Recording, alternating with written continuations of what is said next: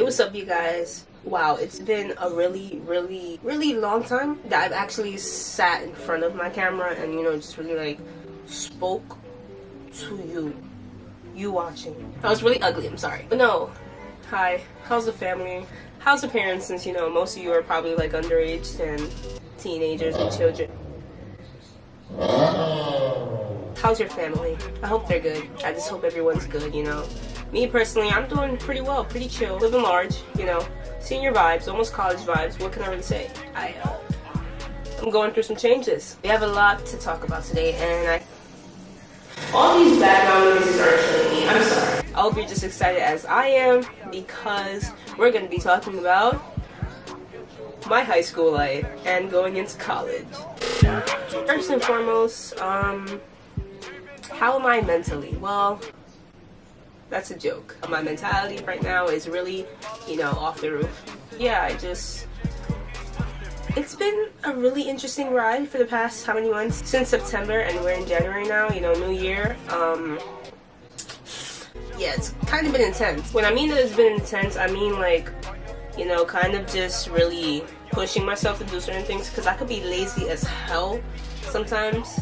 Same reason why, you know, I don't really post as frequently as I like to. You know, there's like a mental schedule in my head that I have to post, like, oh, when should I post on YouTube? I never meet that schedule just because I'm so lazy, so, you know, sorry. All in all though, like, my mentality right now, it's pretty healthy, I would say. Mentally, I'm in a good state of mind. I'm happy that in regards to homework and stuff like that, I haven't really got that for like other subjects. I've gotten homework though, but the homework that I have to do revolves around college applications and all that good jazz and all that good stuff. We're about to get into that right now about what my college what my college experience is like, well, college process experience is like, and yeah, it's been one hell of a ride. I want to say physically, I mean, I look good, so I'm thankful enough to, you know, go to a really good school where, you know, I just get opportunities when, you know, I'm good. So when you good and you do Gucci, you get Gucci opportunities. Ew, that was so ugly. I cut. For all my freshmen watching this, middle schoolers, ew, that's kind of ugly.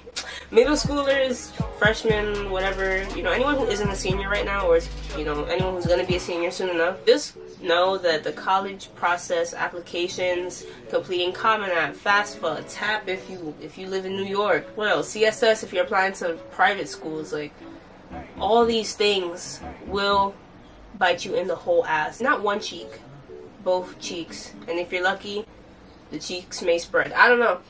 All I'm saying is that if you don't get on top of your stuff, you're gonna basically, you know, get so be on top of your thing. Thank God I was on top of most of my things. The CSS profile and creating that and like sending SAT scores to colleges, not so much, you know. I really had to let it reach the due date for like submitting everything. I have to reach to that point to be like, hey, maybe I should kind of finish that, you know what I'm saying? So it's like, be on top of what you gotta do, and one way to do that is to-do list. What you gotta do me? What you gotta do me? I'm pretty, you know, kind of new into the whole to-do list adult life, you know, having a sticky note on my wall. I don't even have sticky notes on my wall. I don't. I have photos of myself because I'm just obsessed. I live in the 21st century, so like sticky notes is not for every teenager out there in the world right now, you know. It's just like, who uses sticky notes anymore? The elderly. No offense. Everything is more upbeat with technology and things. So a good app I would say to use to, like, you know, get on top of your things and do your work, I guess, would be Google Keep. I'm gonna put it right here. Yes, Google Keep is basically an app that helps you kind of like manage everything that you have to do. So if you need I don't know, go brush your teeth, and you may forget because you're just such a busy person, but I hope you don't forget, because if you forget to brush your teeth, that's kind of disgusting. Google Keep allows you to set a timer when to remind you to brush your teeth, basically. So you say, hey, I want to set a reminder at 6 p.m. and I get home at 5:30. I get to settle down, do what I have to do, and my light just died. Love that. Senior year, it's fun, but there's so many things that you have to stay on top of. It's like, if you don't have a to-do list, or if you don't have an agenda or something that reminds you constantly of what you have to complete, because you're gonna be overwhelmed with a lot of things, just like life and just like marriage. Definitely recommend keeping something that reminds you of what you gotta do, basically. SAT score, let's talk about that, because I always see YouTubers talking about I have a 1500, 1300, how I got it. Hey, listen, bro, we on the dumb side of YouTube today. You watching the dumb side of YouTube today. SATs are made to make you so confused to the point where you actually go dumb. Like, it's the most simplest thing that normally would be like quick and you'll be like, oh, hey, like obviously this is the answer. The SAT purposely tricks you, makes the whole sentence or the question or the statement or whatever it is 10 times harder when it doesn't have to be, just to see how you're gonna respond to it, which is understandable, you know, tests are like that. However, the SAT does 25,000,000.69 33,000 much. Too much. It's too much to handle, and I don't know how anyone could go past 1100 on it, really. And you wanna know what's so crazy? Apparently, the average is 1200.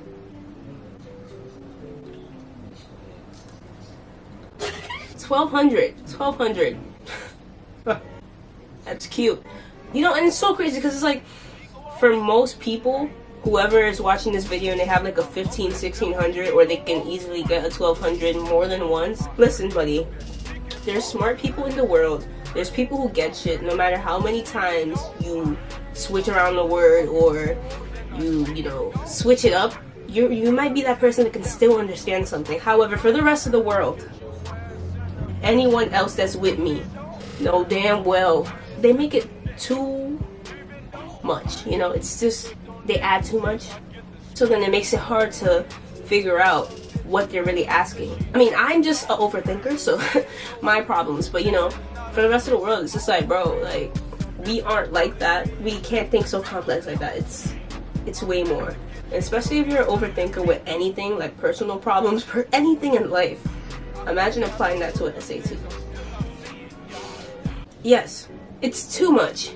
So, hey buddy, if you're one of those people that can get a 1200 54 times, good for you, sis. This section of the video is not for you. You could proceed. Now, for the queens and kings who stay stuck on dumb and can't go above an 1100 or even reach the thousands, this is for you. Just know you're not alone.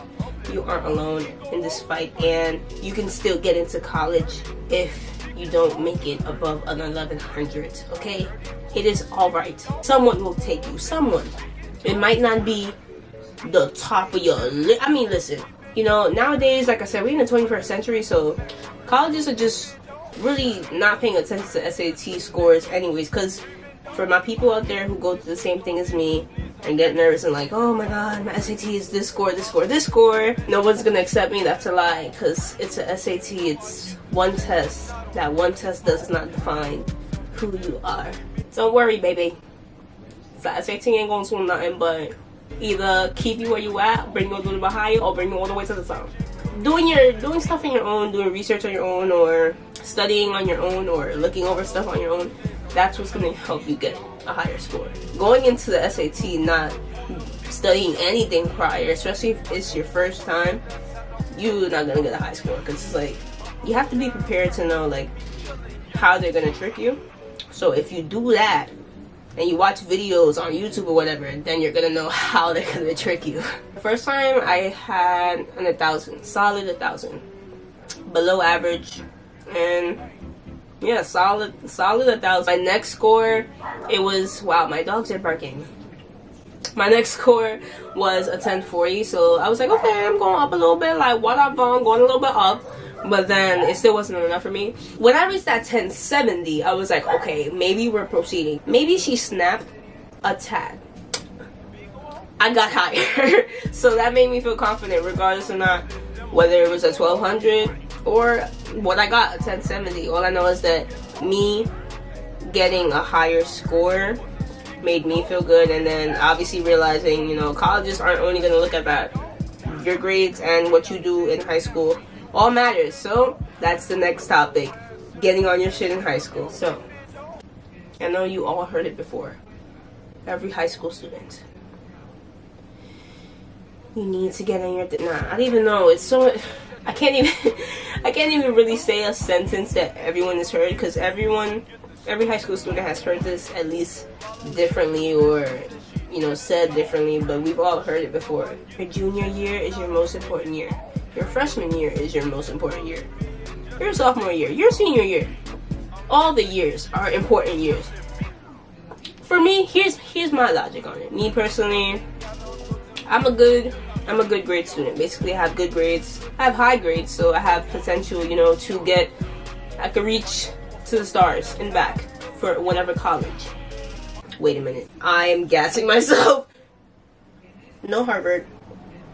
And no Yale. I mean, grades, they're good. But for Harvard or Yale, you need if it ain't 100 on your damn report card for all the years you've been in high school, then I don't know. But hey, who knows? I feel like I'm good enough. My grades don't really define who I am. Other things that I've done that I do kind of help. But obviously, we live in a world where grades and numbers make you qualified for the best of the best, or have you disqualified. So the best or the most important year would be freshman year.